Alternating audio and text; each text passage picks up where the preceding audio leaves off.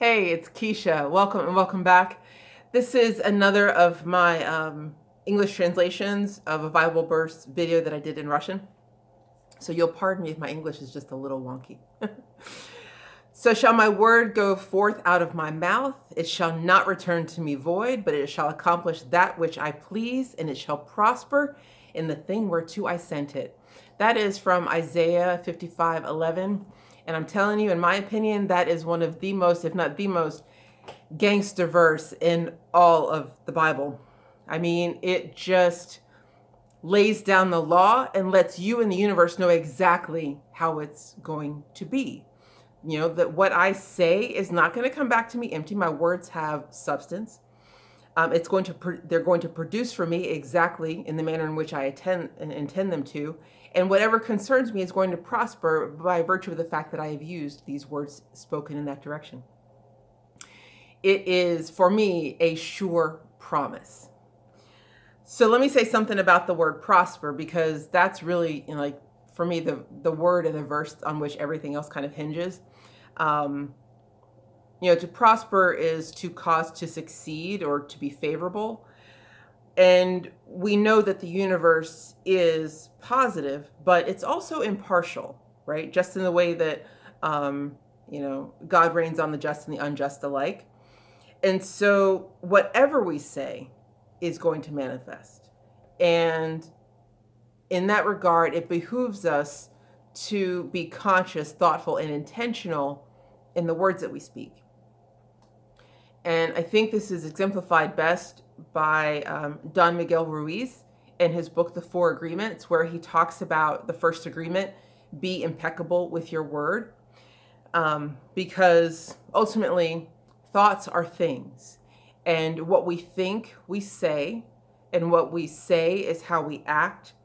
And how we act is what creates the situations that are reflected back to us that we see in our world. So it pays us, again, to be impeccable with our words, to only speak in the direction of that which we wish to experience.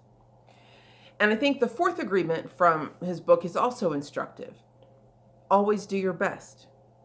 And that makes sense, because as we endeavor to create a new, habit, way of thinking, acting, and responding,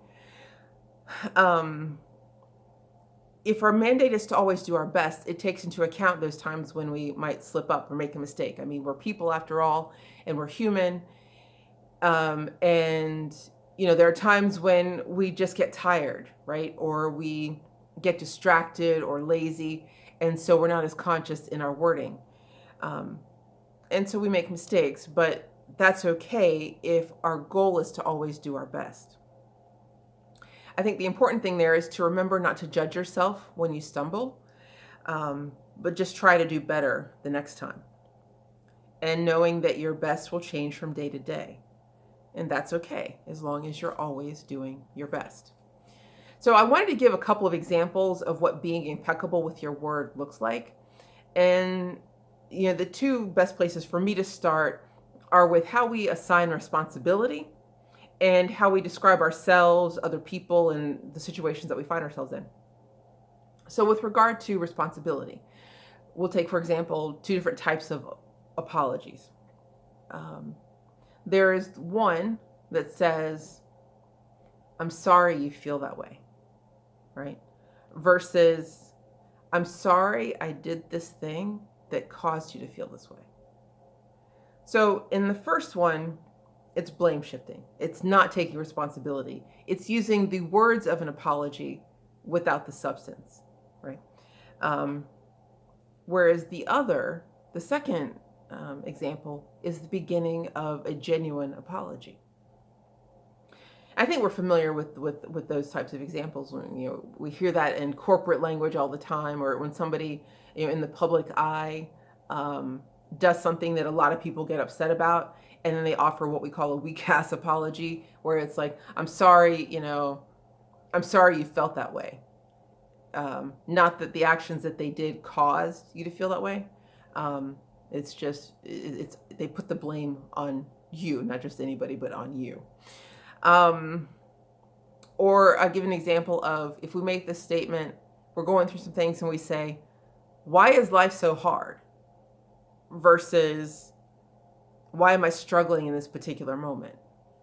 Because if we say, why is life so hard? There's very little we can do about life, right? It's happening and it's going to keep going.